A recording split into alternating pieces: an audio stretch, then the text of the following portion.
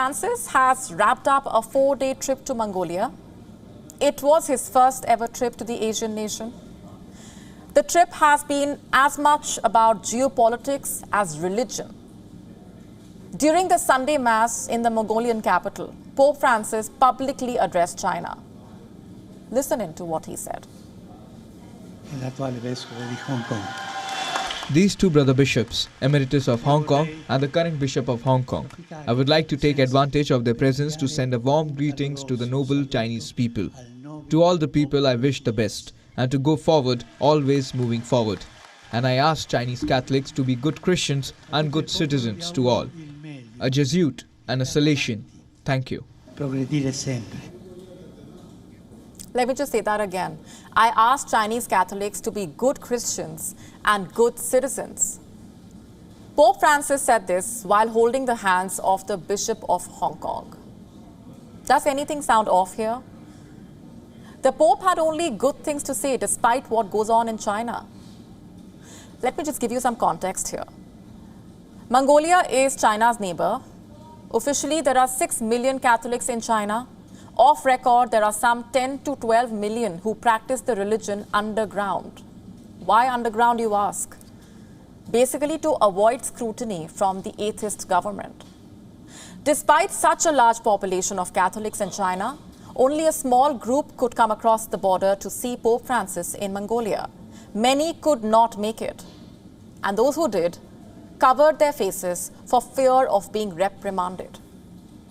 In fact, reports say even organizers of pilgrimages were detained in China. And yet, Pope Francis had only nice things to say about Beijing. Listen in for yourself. Relations with China are very respectful. Very. I have a great admiration for the Chinese people. They are very open, let's say it. Why is the Pope appeasing to China is the question.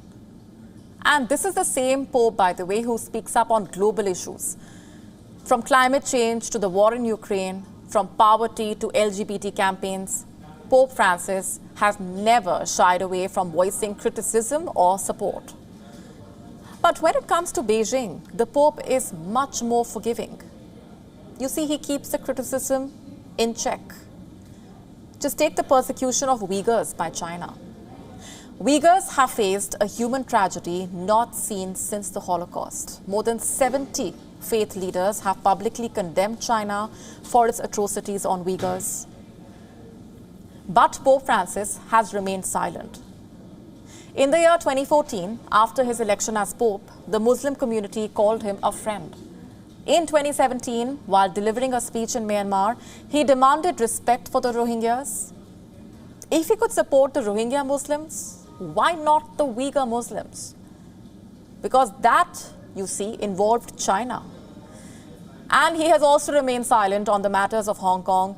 Same with Taiwan. Back in 2019, anti-government protests rocked Hong Kong. Demonstrators were beaten up, humiliated, arrested and prosecuted. Several governments spoke out despite risks to their economic interests in China, but there was a corner of resounding silence. No points for guessing, it was the Vatican. It did not utter a word of criticism towards Beijing.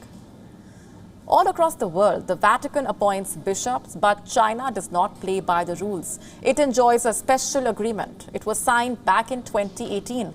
And as per that agreement, China recommends the bishops, the Pope approves them. The Vatican agreed to these terms just to ensure Christianity stays alive in communist China. But Pope Francis soon realized China had arm-twisted the Vatican. The dragon set 2 conditions. Do not interfere in religious matters in China and break ties with the Taiwanese government. The Pope bowed to China. The Holy See and Beijing have not had official diplomatic relations for more than 70 years. In April, Beijing appointed a new bishop for Shanghai, the country's biggest diocese. This was without the Vatican's approval.